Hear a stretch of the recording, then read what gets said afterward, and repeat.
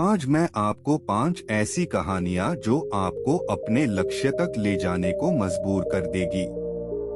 1. सफलता का रहस्य। सुकरात। एक बार एक व्यक्ति ने महान फिलोसोफर सुकरात से पूछा कि सफलता का रहस्य क्या है। What is the secret of success? सुकरात ने उस इंसान को कहा कि वह कल सुबह नदी के पास मिले, वहीं पर उसे अपने प्रश्न का जवाब मिलेगा। जब दूसरे दिन सुबह वह व्यक्ति नदी के पास मिला तो सुकरात ने उसको नदी में उतरकर नदी गहराई की गहराई मापने के लिए कहा। वह व्यक्ति नदी में उतरकर आगे की तरफ जाने लगा। जैसे ही पानी उस व्यक्ति के नाक तक पहुंचा, पीछे से सुकरात ने आकर अचानक से उसका मुंह पानी में डुबो दिया। वह व्यक्ति बाहर निकलने के लिए झटपटाने लगा, कोशिश करने लगा, लेकिन सुकरात थोड़े ज्यादा स्ट्रॉन्ग थे। सुकरात ने उसे काफी देर तक पानी में डुबोए रखा। कुछ समय बाद सुकरात ने उसे छोड़ दिया और उस व्यक्ति ने जल्दी से अपना मुंह पानी से बाहर निकालकर जल्दी जल्दी सांस ली। सुकरात ने उस व्यक्ति से पूछा, जब तुम पानी में थे तो तुम क्या चाहते थे? व्यक्ति ने कहा, जल्दी से बाहर निकलकर सांस लेना चाहता था। सुकरात ने कहा, यही तुम्हारे प्रश्न का उत्तर है। जब तुम सफलता को उतनी ही तीव्र इच्छा से चाहोगे जितनी तीव्र इच्छा से तुम सांस लेना चाहते हैं, तो तुम्हें सफलता निश्चित रूप से मिल जाएगी। 2. अभ्यास का महत्व। प्राचीन समय में विद्यार्थी गुरुकुल में रहकर ही पढ़ा करते थे। बच्चे को शिक्षा ग्रहण करने के लिए गुरुकुल में भेजा जाता था।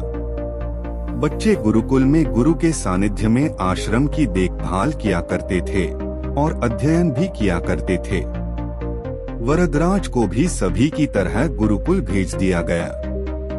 वहां आश्रम में अपने साथियों के साथ घुलने मिलने लगा, लेकिन वह पढ़ने में बहुत ही कमजोर था। गुरुजी की कोई भी बात उसके बहुत कम समझ में आती थी। इस कारण सभी के बीच वह उपहास का कारण बनता है। उसके सारे साथी अगली कक्षा में चले गए, लेकिन वो आगे नहीं बढ़ पाया। गुरुजी जी ने भी आखिर हार मानकर उसे बोला, बेटा वरदराज, मैंने सारे प्रयास करके देख लिए हैं। अब यही उचित होगा कि तुम यहाँ अपना समय बर्बाद मत करो। अपने घर चले जाओ और घर वालों की काम में मदद करो। वरदराज ने भी सोचा कि शायद विद्या मेरी किस्मत में नहीं है, और भारी मन से गुरुकुल से घर के लिए निकल गया। दोपहर का समय था। रास्ते में उसे प्यास लगने लगी। इधर उधर देखने पर उसने पाया कि थोड़ी दूर पर ही कुछ महिलाएं कुएं से पानी भर रही थी। वह कुएं के पास गया। वहां पत्थरों पर रस्सी के आने जाने से निशान बने हुए थे, तो उसने महिलाओं से पूछा, यह निशान आपने कैसे बनाए? तो एक महिला ने जवाब दिया, बेटे, यह निशान हमने नहीं बनाए। यह तो पानी खींचते समय इस कोमल रस्सी के बार बार आने जाने से ठोस पत्थर पर भी ऐसे निशान बन गए हैं। वरदराज सोच में पड़ गया। उसने विचार किया कि जब एक कोमल से रस्सी के बार बार आने जाने से एक ठोस पत्थर पर गहरे निशान बन सकते हैं, तो निरंतर अभ्यास से मैं विद्या ग्रहण क्यों नहीं कर सकता। वरदराज ढेर सारे उत्साह के साथ वापस गुरुकुल आया और अथक कड़ी मेहनत की। गुरुजी ने भी खुश होकर भरपूर सहयोग किया। कुछ ही सालों बाद यही मंदबुद्धि बालक वरदराज आगे चलकर संस्कृत व्याकरण का महान विद्वान बना, जिसने लघु सिद्धांत कौमुदी, मध्य सिद्धांत कौमुदी, सार सिद्धांत कौमुदी, गीर्वाण पद्मंजरी की रचना की। शिक्षा, मोरल ऑफ द स्टोरी। दोस्तों, अभ्यास की शक्ति का तो कहना ही क्या है।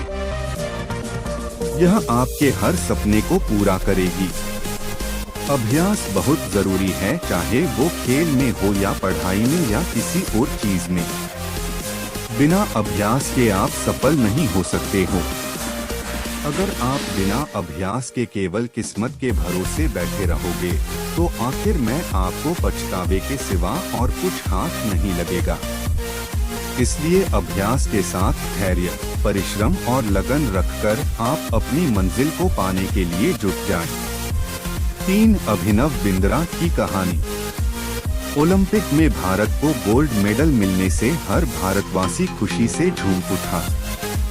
बिंद्रा की जिद और जुनून ने उन्हें इस मुकाम पर पहुंचाया है। बैंकॉक में हुए वर्ल्ड शूटिंग चैंपियनशिप में बिंद्रा की टीममेट रही इंटरनेशनल शूटर श्वेता चौधरी ने कहा कि बिंद्रा ने जो कहा वह कर दिखाया। श्वेता मामूली अंतर से ओलंपिक टीम में जगह बनाने में नाकाम रही। श्वेता ने बताया कि बिंद्रा ओलंपिक गोल्ड के लिए पिछले 4 साल से अनवरत मेहनत कर रहे थे। बिंद्रा ने जो कहा वह कर दिखाया। ऐसे बदली दुनिया।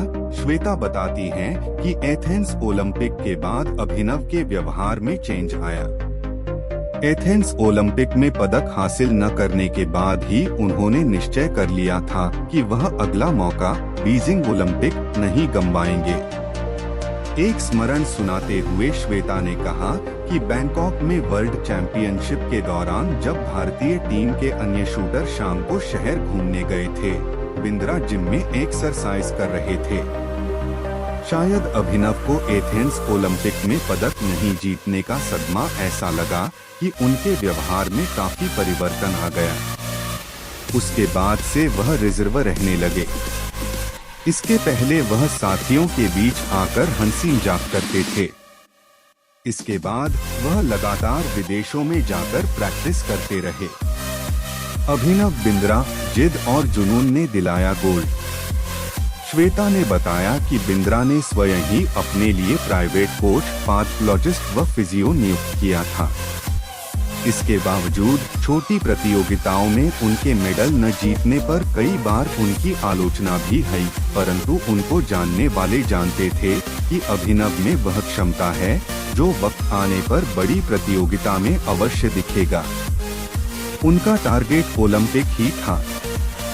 4 भारत रत्न प्राप्त डॉ. एपीजे अब्दुल कलाम। अब्दुल कलाम का जन्म 15 अक्टूबर 1931 को तमिलनाडु के एक गांव धनुषकोडी में हुआ था। इनके पिता मछुआरों को किराए पर नाव देते थे।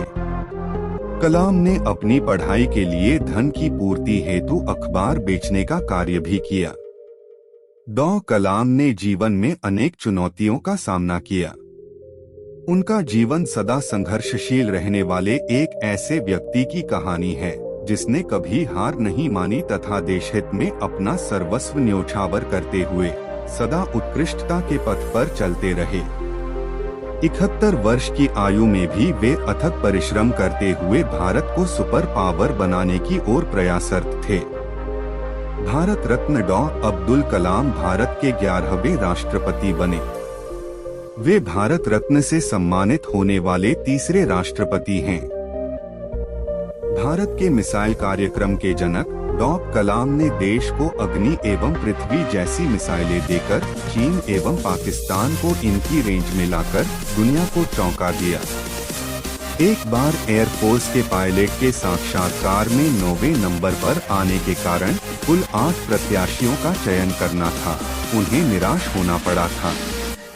वे ऋषिकेश बाबा शिवानंद के पास चले गए एवं अपनी व्यथा उन्हें सुनाई। बाबा ने उन्हें कहा, Accept your destiny and go ahead with your life. You are not destined to become an Air Force pilot. What you are destined to become is not revealed now, but it is predetermined. Forget this failure, as it was essential to lead you to your existence. Become one with yourself, my son. Surrender yourself to the wish of God. बाबा शिवानंद का कहने का अर्थ यह था कि असफलता से निराश होने की आवश्यकता नहीं। यह असफलता आपकी दूसरी सफलताओं के द्वार खोल सकती है। तुम्हें जीवन में कहां पहुंचना है इसका पता नहीं। आप कर्म करो, ईश्वर पर विश्वास करो। डॉ कलाम का जीवन हर उस नवयुवक के लिए आदर्श प्रेरणा स्रोत है जो अपने जीवन में एक असफलता मिलने पर ही निराश हो जाते हैं। डॉ कलाम ने अपने सारे जीवन में निस्वार्थ सेवा कार्य किया।